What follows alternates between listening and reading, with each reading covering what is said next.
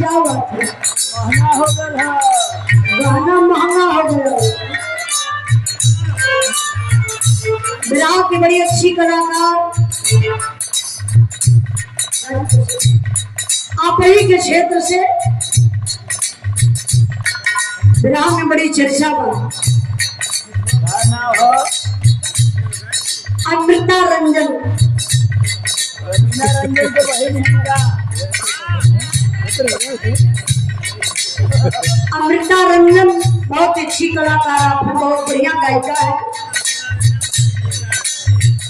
सम्मान के लिए सुंदर पुष्पहार और पुरस्कार देकर के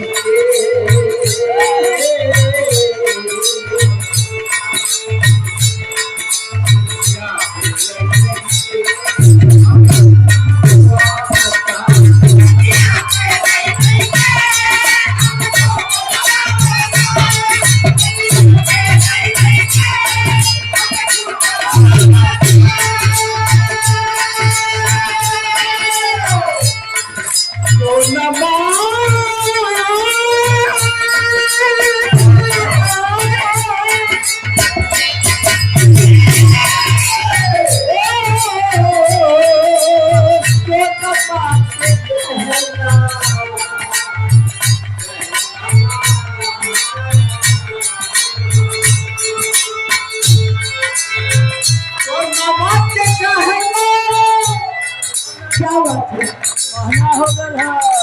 गहना महंगा हो गया।